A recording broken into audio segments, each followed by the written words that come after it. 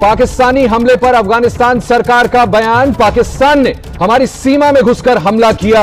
अफगानिस्तान की तरफ से कहा गया कि पाकिस्तान ने बेगुनाह लोगों पर हमला किया और इसका बदला लिया जाएगा। रमजान का आगाज होते ही पाकिस्तान की फौज पर हमलों में इजाफा हो गया है।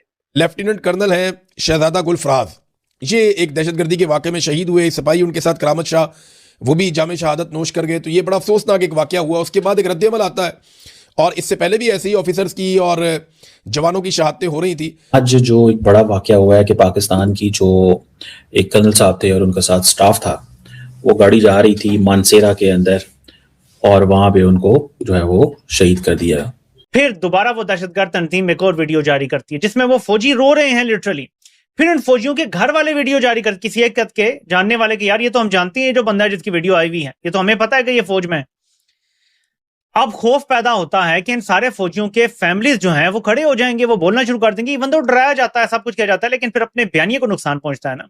आर्मी चीफ साहब छोटे बच्चों को ये बता रहे थे कि हम नंबर 1 हैं, मीन हम 5वीं बड़ी या 5वें नंबर की फौज हैं पूरी दुनिया में। ये मेरी समझ से बाहर है कि फिर हम दहशतगर्दी पर काबू क्यों नहीं पा सकते। जहां पर भी हमने ऑपरेशन किए हैं वहां पर दहशतगर्दी पहले से भी ज्यादा होकर वापस क्यों आती है। और पाकिस्तान ने अफगानिस्तान में 7 एयर स्ट्राइक्स की हैं। लेकिन बताया यह जा रहा है कि बरमाल पक्टिका प्रोविंस का जो इलाका है वहां पे हमला किया गया है। जो अफगानिस्तान का मीडिया है वो ये कहता है कि मदरसे को निशाना बनाया गया है। हमारी हुकूमत से और अपने बाला हुकाम से ये रिक्वेस्ट है कि वो जल्द से जल्द तालिबान के जो मुतालबात हैं वो मान लें ताकि हमें रिहाई मिल सके। 3 ईयर ओल्ड लेफ्टिनेंट कर्नल थे, छोटे छोटे इनके बच्चे यतीम हुए हैं, इनकी बेवा, इनकी बहनों के बारे में सोचिए। कहां कहां मारा मारी होगी, कहां कहां धमाके होंगे, कहां कहां लड़ाई होगी, तो क्या अक्ल का इस्तेमाल नहीं होना चाहिए था। और उनके सरों पर बंदूकें रखकर उनसे ज़बरदस्ती मैसेजेस रिकॉर्ड करवा रहे हैं, वीडियोस रिकॉर्ड करवा रहे हैं और उनको रोने पर बिलखने पर मजबूर कर रहे हैं। वो जो वीडियोस हैं उनमें से एक अहलकार कम अज़ कम मेरे एक जानने वाले के गांव का है। याद होगा आपको कि सबसे पहले तो हमारे ISPR साहब और सिक्योरिटी ज़राए ने कहा कि ये हमारे फ़ौजी हैं ही नहीं। उसके बाद उन्होंने एक नई वीडियो रिकॉर्ड करवा दी उन्हीं फ़ौजी एहलकारों से जहां वो मिलिट्री का भी अपना ID कार्ड दिखा रहे हैं और नादरा का भी ID कार्ड दिखा रहे हैं और बिलक बिलक कर कह रहे हैं कि आपने हमें ये ID कार्ड जारी किए, मेरा नाम ये है, मेरी वल्दियत ये है, मेरा इलाका ये है। जब वो वीडियो सामने आई तो उसके बाद कई लोगों ने सोशल मीडिया पर भी लिखा कि वो इन लोगों को जानते हैं। कम अज़ कम एक फ़ौजी एहलकार के गाँव के एक लड़के ने मुझसे रब्ता करके, जिस नौजवान को मैं जानता हूं पहले से, उन्होंने बताया कि ये हमारे ही गांव का फ़ौजी एहलकार है जो ज़ाहिर है फ़ौज में भर्ती हुआ और अब ये सर्व कर रहा था वहाँ पर। तो ये बात तो तय हो गई कि ये AI की वीडियो नहीं है, ये वीडियो असल थी और असल है और ये फ़ौजी एहलकार वाकई ही अगवा हुए हैं। तो फिर ऐसा क्या हो गया कि हमने इन्हें डिसओन कर दिया? क्या हमारे लिए इतनी इंसल्ट का बायस था? अगर ऐसा है तो फिर हमने कर्नल साहब को डिसओन क्यों नहीं किया था? आपको याद होगा डेरा इस्माइल खान से एक बड़े ही मोहतरम कर्नल साहब जो हैं उनको अगवा कर लिया गया था। नू में खुद एक हमला हुआ है दहशतगर्दों ने, फिर अपने आप के साथ बम शम बांध के जो वो उड़ा देते हैं। उन्होंने एक और हमला किया है जिसमें पाकिस्तानी फ़ौज के लेफ्टिनेंट कर्नल समेत एक सिपाही जो है वो शहीद हुए हैं। मेरे लिए सबसे हैरानी की बात यह है कि BBC उर्दू जो पाकिस्तान से ऑपरेट होता है वो आज हमारे फ़ौजी अफसर और एहलकार को हलाक का लफ्ज़ लिख रहे हैं, शहीद नहीं लिख रहे। ये एक तब्दीली मैंने देखी है। आई डोंट नो इस तब्दीली के पीछे क्या मुहरकात हैं, लेकिन आज BBC उर्दू ने जब ये ख़बर लगाई तो उन्होंने शहीद नहीं लिखा, उन्होंने हलाक का लफ्ज़ इस्तेमाल किया लेफ्टिनेंट कर्नल साहब के लिए भी और एक सिपाही जो इसके अंदर शहीद हुए उनके लिए भी। ये वो दहशतगर्दी की जंग है जो पता नहीं कितने सालों से चल रही है और हम इस पर काबू नहीं पा सके। कि आर्मी चीफ साहब छोटे बच्चों को ये बता रहे थे कि हम नंबर 1 हैं, मीन हम 5वीं बड़ी या 5वें नंबर की फ़ौज हैं पूरी दुनिया में और जुडिशरी हमारी 130 और पता नहीं किस नंबर पर है। और वो छोटे बच्चों को ISPR का वो जो इंटर्नशिप प्रोग्राम था उसमें बता रहे थे कि हम नंबर 1 है, देखें 5वीं हम टॉप की जो है वो आर्मी है। लेकिन ये मेरी समझ से, मैं ये नहीं कह रहा आप 5वें नहीं होंगे, आप हो सकता है नंबर 2 पे हो, नंबर 3 पे हो, नंबर 4 पे हो सकता है 5 पे हो सकता है आप नंबर 1 ही हों।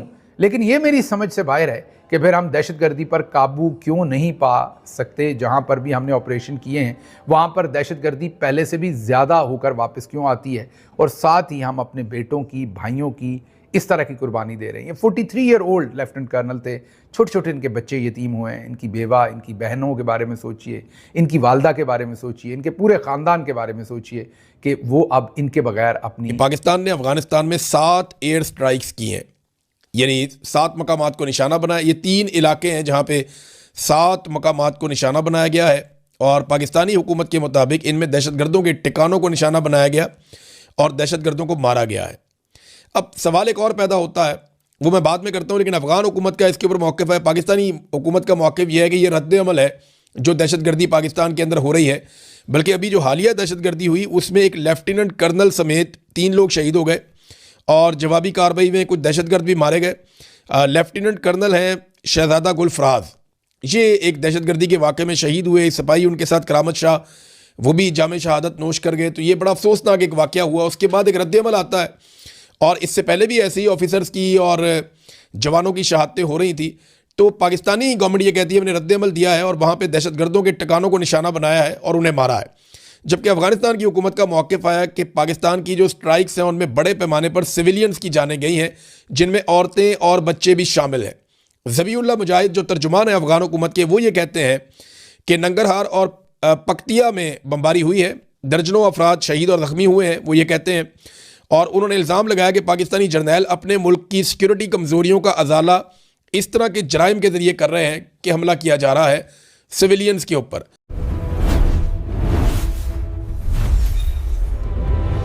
दोस्तों, दक्षिण एशिया में हालिया घटनाओं ने एक बार फिर क्षेत्रीय सुरक्षा को लेकर गंभीर सवाल खड़े कर दिए हैं।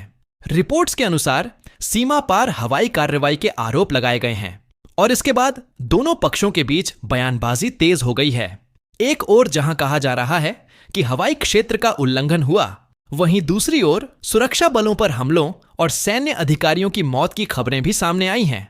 हालांकि इन दावों की स्वतंत्र पुष्टि अलग अलग स्रोतों से की जा रही है और जमीनी स्थिति लगातार बदल रही है।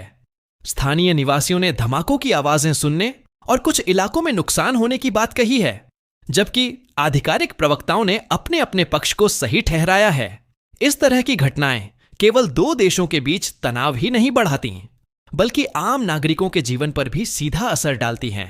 विशेषज्ञ मानते हैं कि किसी भी प्रकार की सैन्य कार्रवाई से पहले कूटनीतिक संवाद और अंतर्राष्ट्रीय कानूनों का सम्मान बेहद आवश्यक है, ताकि क्षेत्र में स्थिरता बनी रहे और निर्दोष लोगों की जान सुरक्षित रहे।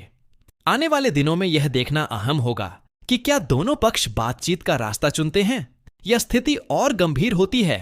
पहली बात जो हमें समझनी चाहिए वह यह है कि हर बड़ी खबर के पीछे कई परतें होती हैं और सच तक पहुंचने के लिए संतुलित जानकारी बेहद जरूरी है। और दूसरी बात यह है कि बदलती वैश्विक राजनीति में हर घटना का दूरगामी प्रभाव पड़ सकता है। इसलिए जुड़े रहिए, क्योंकि हम आपको तथ्य आधारित और जिम्मेदार अपडेट्स देते रहेंगे। अगर आपको यह विश्लेषण उपयोगी लगा हो तो वीडियो को लाइक करें, अपने विचार कमेंट में साझा करें और चैनल को सब्सक्राइब करना न भूलें, ताकि ऐसी महत्वपूर्ण खबरें आप तक सबसे पहले पहुंचती रहें।